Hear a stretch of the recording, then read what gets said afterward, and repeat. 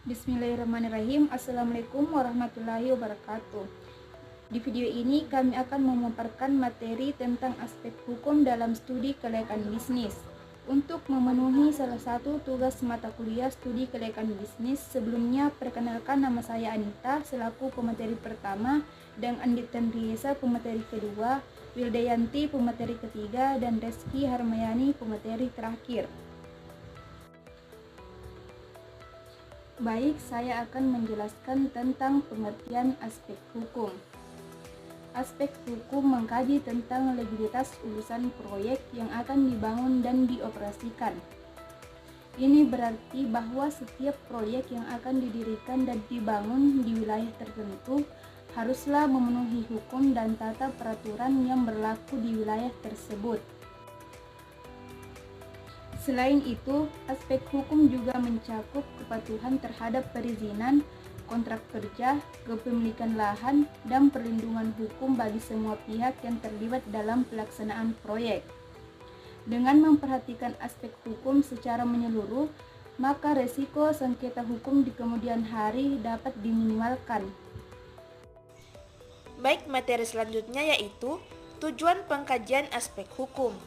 Berdasarkan aspek hukum, suatu ide bisnis dinyatakan layak jika ide bisnis tersebut sesuai dengan ketentuan hukum dan mampu memenuhi segala persyaratan perizinan di wilayah tersebut.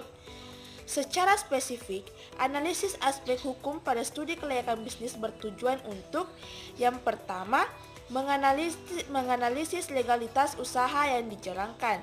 Yang kedua, menganalisis ketepatan bentuk badan hukum dengan ide bisnis yang akan dilaksanakan. Yang ketiga, menganalisis kemampuan bisnis yang akan diusulkan dalam memenuhi persyaratan perizinan. Yang keempat, menganalisis jaminan-jaminan yang bisa disediakan jika bisnis akan dibiayai dengan pinjaman. Selanjutnya yaitu jenis-jenis badan hukum usaha.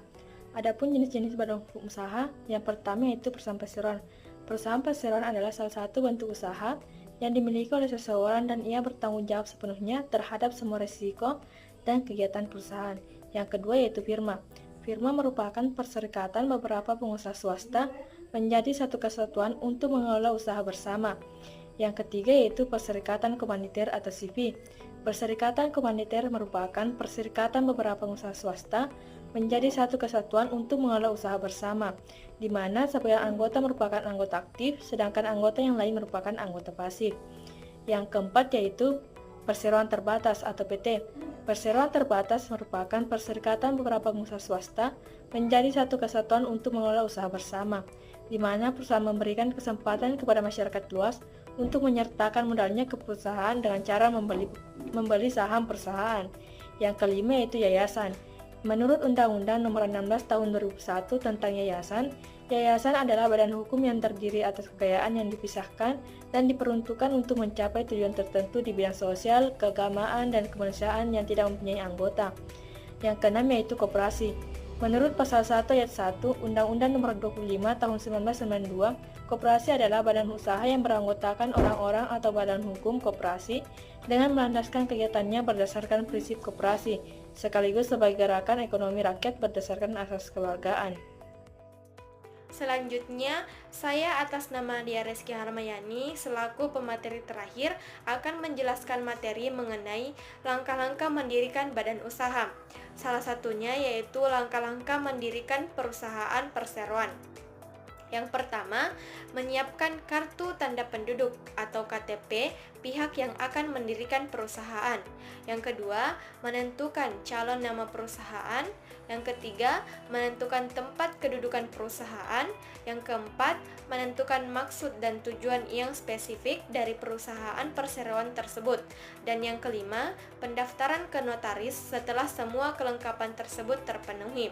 Selanjutnya yaitu mendapatkan akta notaris mengenai pendirian perusahaan perseroan. Itulah tadi pemaparan materi yang sempat kami sampaikan. Jika ada kekurangan dari pemaparan kelompok kami meminta maaf. Semoga apa yang kami sampaikan dapat bermanfaat untuk kita semua. Wabillahi taufiq wal hidayah. Wassalamualaikum warahmatullahi wabarakatuh.